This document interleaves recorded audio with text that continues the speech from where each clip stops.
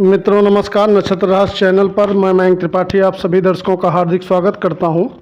जानते हैं कि कुंडली में योनि मिलान करना कितना महत्वपूर्ण है और कुंडली मिलान में योनि अगर अच्छे से मिल जाती है तो व्यक्ति का जीवन कितना शानदार तरीके से चलता है। तो जब आप कुंडली मिलाते हैं तो उसमें 4 गुण योनि को दिए जाते हैं। यदि आपकी योनि अच्छे से मिल जाती है तो वैवाहिक जीवन सुखदपूर्ण तरीके से व्यतीत होता है। योनि मिलान का अर्थ है कि आप कुंडली में यह देखते हैं कि आपका नक्षत्र और आपके लाइफ पार्टनर का नक्षत्र कौन सा है। योनि 14 प्रकार की होती हैं और जो योनि मिलान है वो इस तरीके का होता है कि यदि आपका नक्षत्र और आपके पार्टनर का नक्षत्र सेम है, एक ही नक्षत्र है, तो यह बहुत ही उत्तम योनि मिलान कहलाता है। सबसे अच्छी योनि इस प्रकार से मिलती है। दूसरे नंबर पे यदि आपका नक्षत्र और आपके पार्टनर का नक्षत्र मित्र नक्षत्र है, यानी दोनों नक्षत्र के स्वामी यदि मित्र हैं, तो यह सेकंड नंबर पे आता है। यह भी योनि मिलान में बहुत अच्छा समझा जाता है।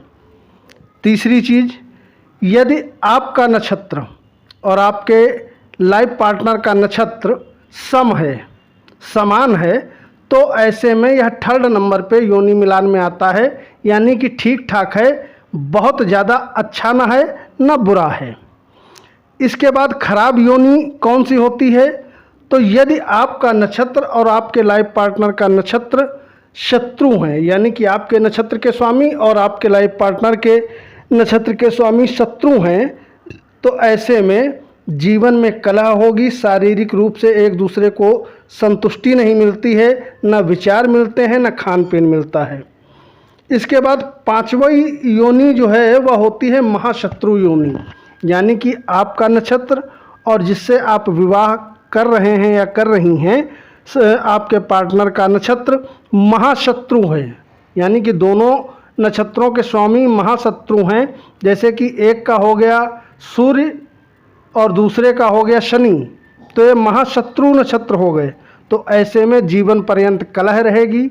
आप पूरब जाएंगे, आपका पार्टनर पश्चिम जाएगा, कभी भी विचार नहीं मिलेंगे। शारीरिक रूप से मानसिक रूप से दोनों में मतभेद रहेंगे। अलगाव की स्थिति बहुत ज़्यादा प्रबल बन जाती है। वैवाहिक जीवन नरक हो जाता है। योनि मित्रों 14 प्रकार की होती हैं। तो मैं आपको बताता हूं कि योनि कौन कौन सी हैं। तो जो सबसे पहली योनि होती है वह योनि होती है आपकी अश्व की। यदि आपका नक्षत्र अश्विनी है या शतभिषा नक्षत्र है तो अश्व योनि के आप हैं, चाहे आप स्त्री हों या पुरुष हों। दूसरी होती है गज योनि, यानी कि यदि आपका जन्म नक्षत्र भरणी है या रेवती है तो आपकी योनि गज है।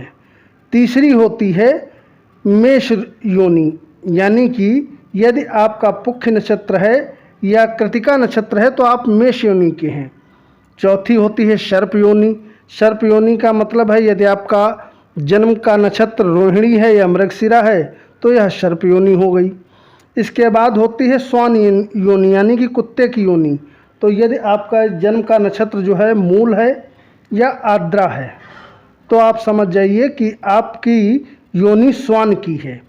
यदि आपकी मार्जर योनि है, यानी कि मार्जर का मतलब हो गया बिल्ली, तो यदि आपका जन्म का नक्षत्र अश्लेखा है या पुनर्वसु है तो आप समझ जाइए कि आप मार्जर योनि के हैं। इसके बाद आता है मघा और पूर्वा फाल्गुनी। तो यदि इन नक्षत्रों में आपका जन्म हुआ है तो आप समझ जाइए कि आपकी योनि का आप मूषक योनि के हैं, यानी चूहे की योनि आपकी है। इसके बाद जो अगली योनि पड़ती है वह योनि होती है गौ की। तो यदि आपका जन्म नक्षत्र उत्तरा फाल्गुनी या उत्तरा भाद्रपद है तो आप गौ योनि के हैं। इसके बाद जो अगली योनि पड़ती है वह होती है महिष योनि। अगर आपका जन्म स्वाति नक्षत्र में या हस्त नक्षत्र में हुआ है तो आप महिष योनि के हैं। इसके बाद योनि व्याघ्र की आती है, यानी बाघ की आती है। तो यदि आपका नक्षत्र विशाखा या चित्रा है तो आप व्याघ्र योनि के हैं। अब यदि आपका जन्म नक्षत्र ज्येष्ठा या अनुराधा में हुआ है तो आप मृग योनि में जन्मे हैं। यदि आपका जन्म नक्षत्र पूर्वा, आषाढ़ा और श्रवण है तो आप बंदर की योनि में जन्मे हैं। यदि आपका जन्म नक्षत्र उत्तरा, आषाढ़ा और अभिजीत है तो आपका जो है योनि नकुल की है, यानी कि न्योला की है। और यदि आपके जन्म का नक्षत्र पूर्वा, भाद्रपद या धनिष्ठा है तो आप सिंह योनि के हैं। अब उदाहरण के तौर पे मान लिया जाए, यदि आप मूषक योनि में, चूहे की योनि में जन्मे हैं और बिल्ली के योनि के व्यक्ति के साथ आपका विवाह हो जाए तो ऐसे में जीवन नरक हो जाता है। तो इसलिए कुंडली में योनि मिलान करना बहुत ही आवश्यक होता है। अब योनि दोष का जो है परिहार भी हो जाता है, यानी योनि दोष समाप्त हो जाता है। वो कैसे समाप्त होता है? मान लिया पति और पत्नी की योनि नहीं मिल रही है, लेकिन दोनों की राशि अगर सेम है तो ऐसे में योनि दोष का समापन हो जाता है, यानी योनि दोष समाप्त हो जाता है। दूसरी चीज़, यदि मान लिया राशि नहीं मिल रही है, नवमांश के स्वामी और पति और पत्नी के दोनों एक ही हैं या दोनों मित्र हैं, तो ऐसे में भी योनि दोष समाप्त हो जाता है। उम्मीद है यह वीडियो आपके लिए हेल्पफुल साबित होगी। मिलते हैं अगले वीडियो में। नमस्कार।